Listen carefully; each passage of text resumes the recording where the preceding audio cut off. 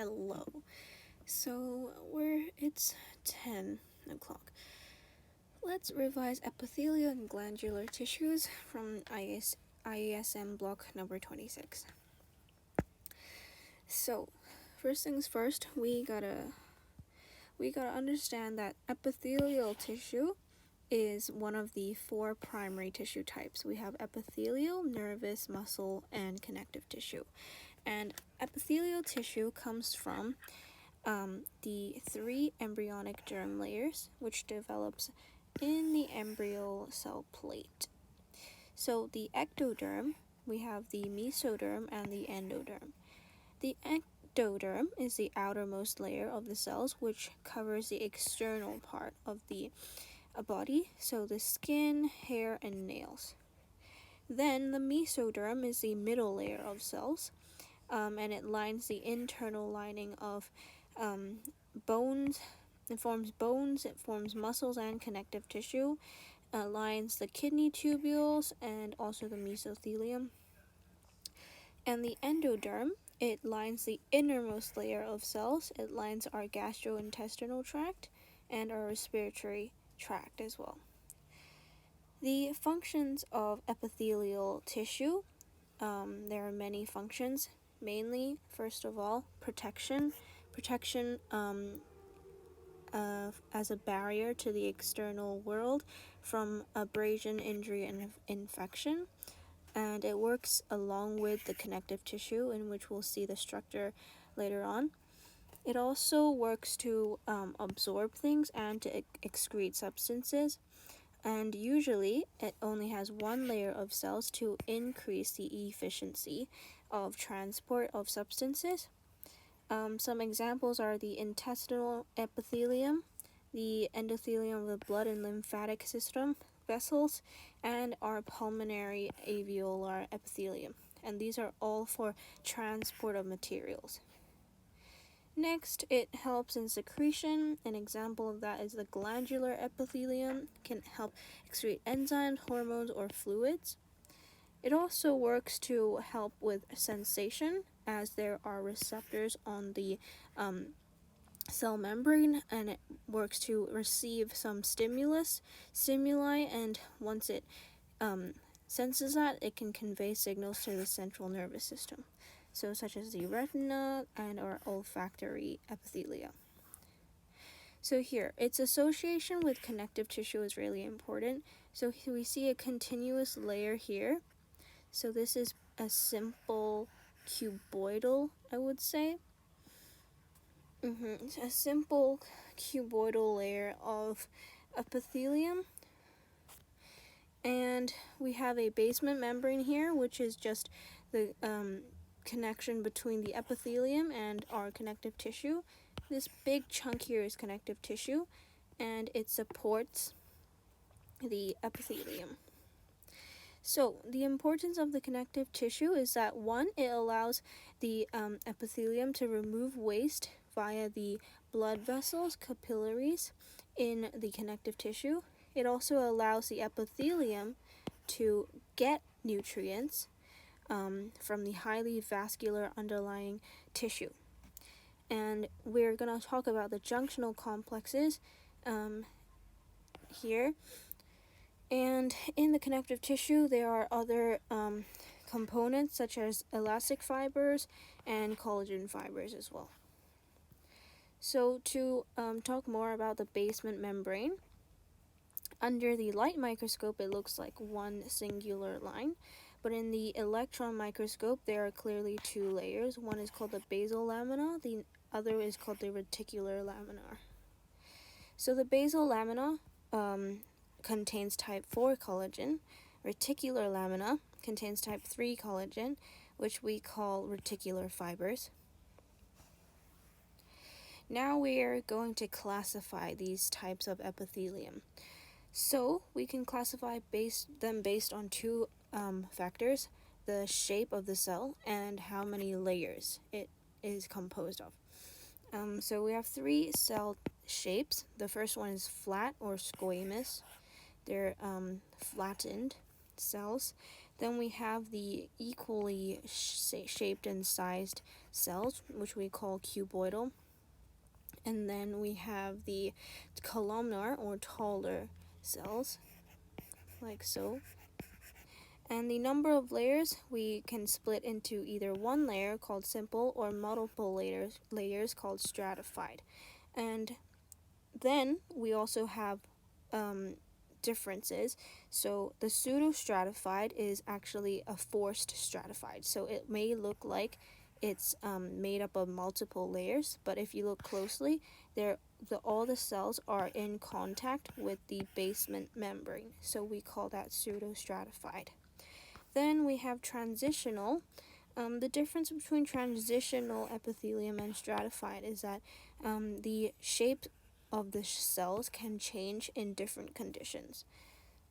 So firstly, the most simple type of epithelium is the simple squamous, so a single layer of the flattened cells. This epithelium layer is very thin, so that it allows the minimizing of the distance between the apical side.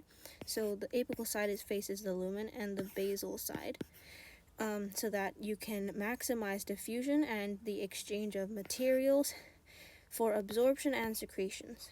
Here we see the simple squamous lining of the heart, and also in the lymphatic system as well.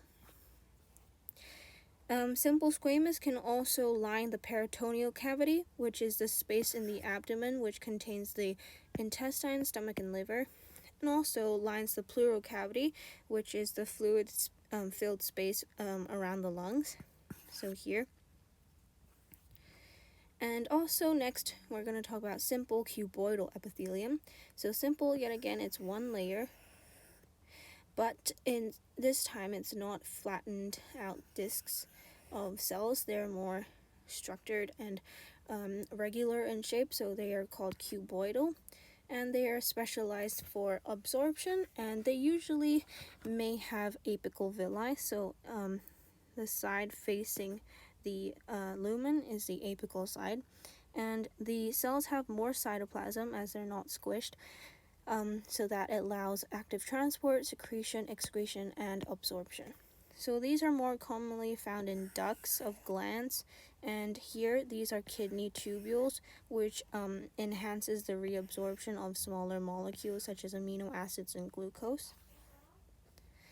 Then we have the simple columnar epithelium.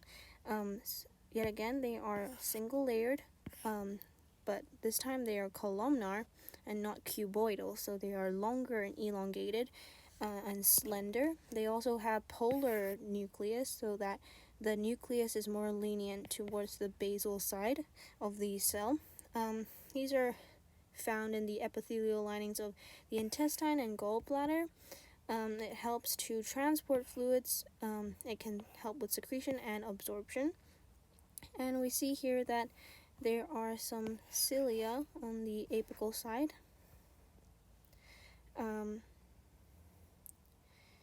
No, that's not cilia, that's microvilli.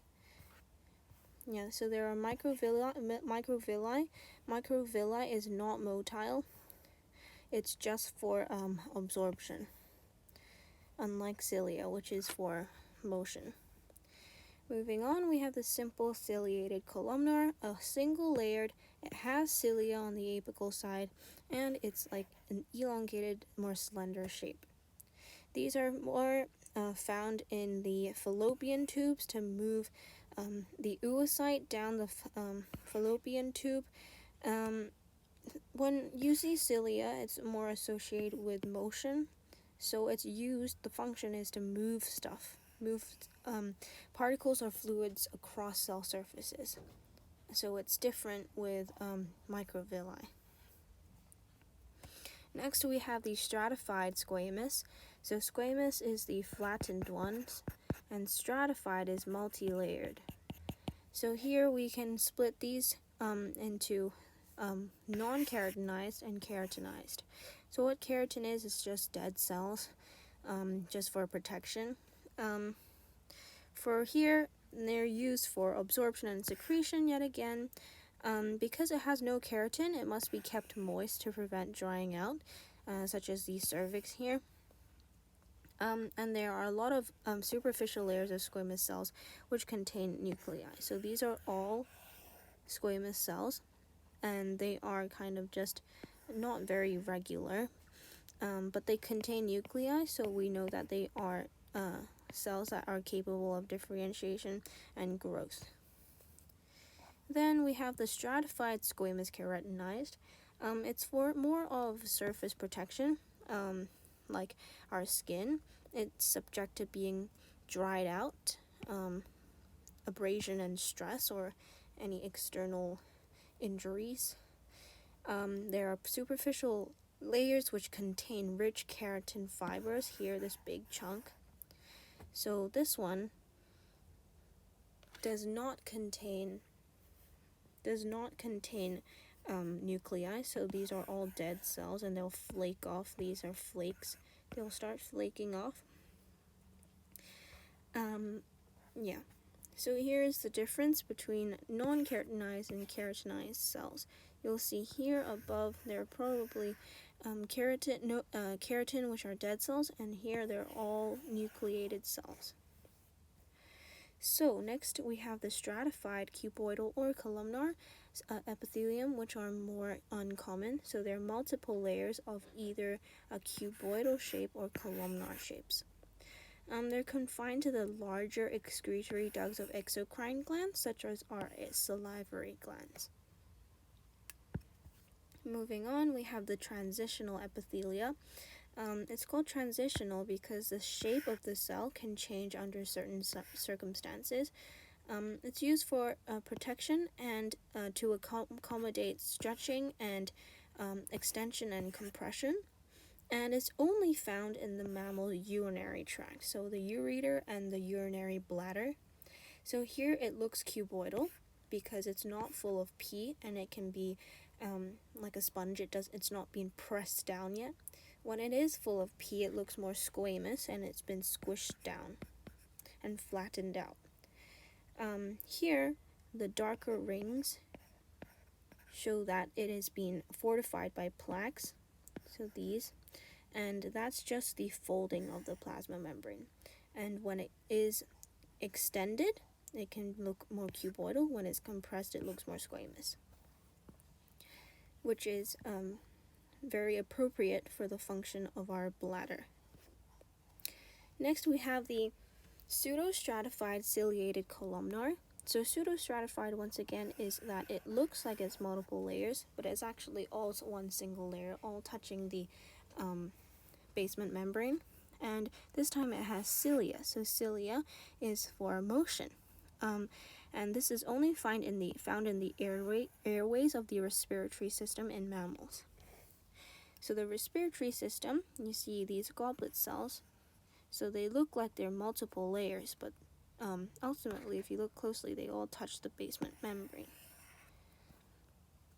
The cilia on the apical surfaces can transport stuff across the surface and for motility as well. Okay, next we are going to talk about the surface specialization of epithelium. So what kind of structures and how it benefits the functions of the epithelium. So some structures that are going to be talked about are microvilli and cilia, which lies on the apical surface of epithelium, so the top part, or the part facing the lumen. Then we are going to talk about the junctional complex, which are located on the sides of the cells. Then we are going to talk about membranous folding, which is on the basal side, basal surface. So firstly, the apical side, there are protruding structures like microvilli or cilia. Microvilli, they're involved in non-motile jobs, so they increase surface area for absorption. While cilia, they are used for motile functions, so the movement of fluid or substances across the cell surface.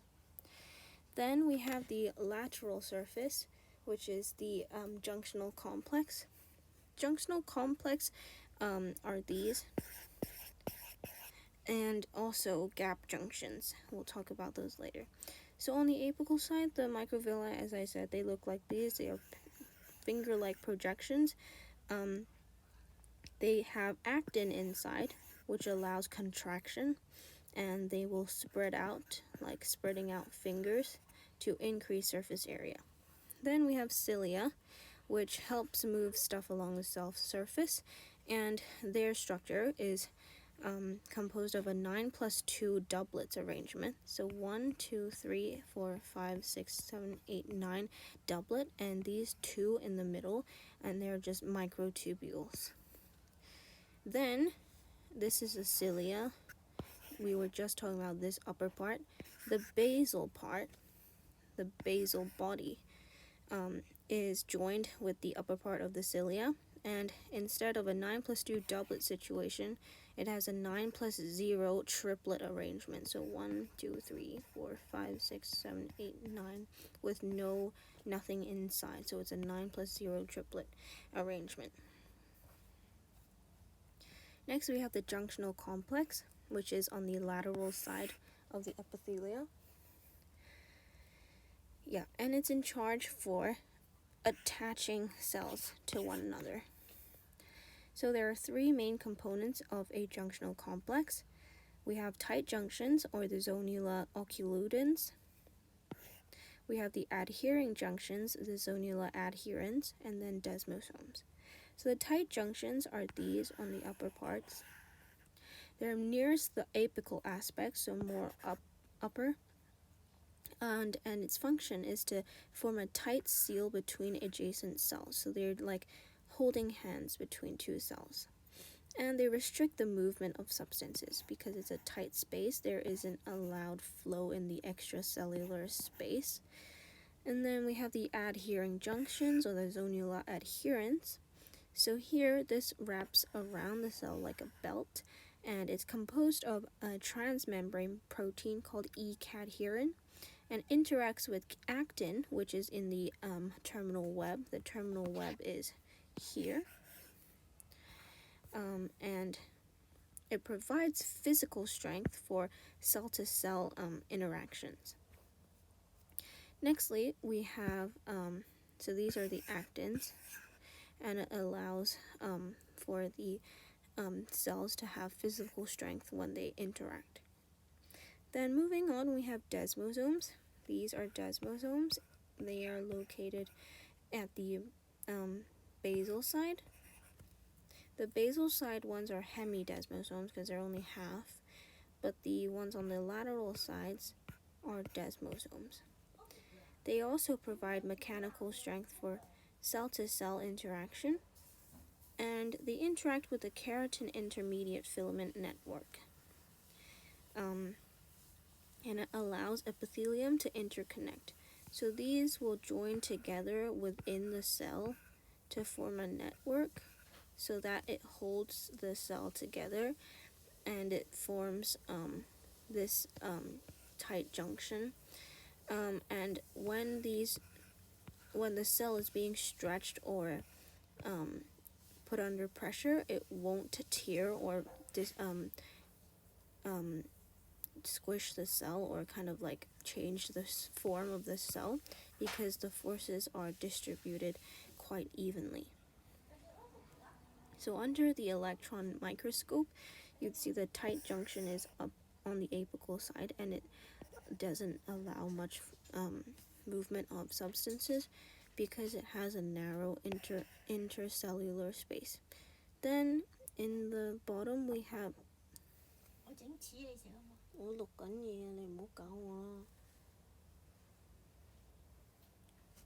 Then near the middle of the cell we have the zonula adherens, adhering junction, which is a less narrow space, but then the plasma membrane is thicker due to some of the proteins that are involved. The protein is the E-cadherin.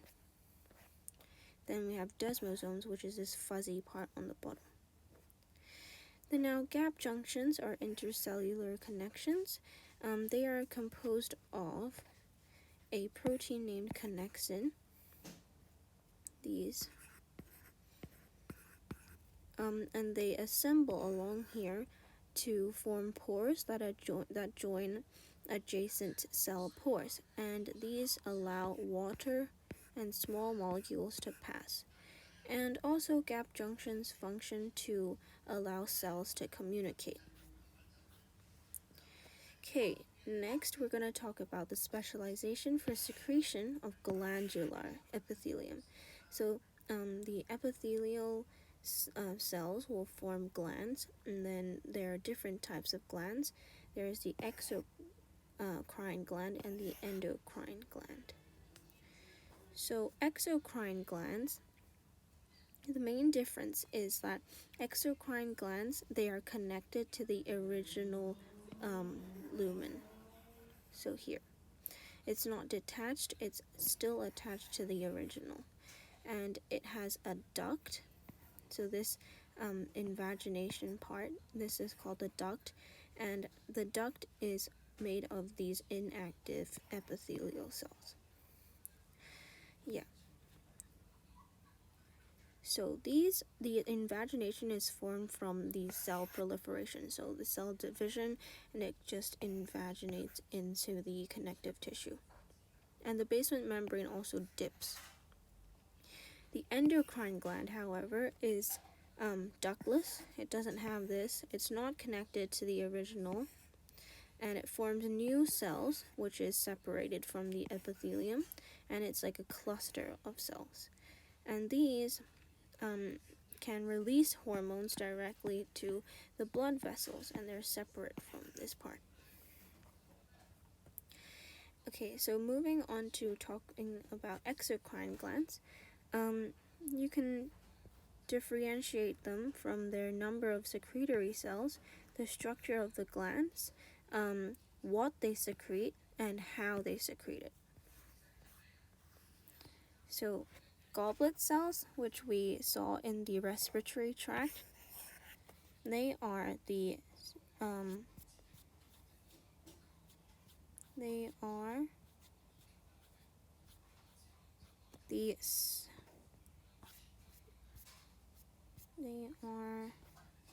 pseudostratified ciliated columnar cells.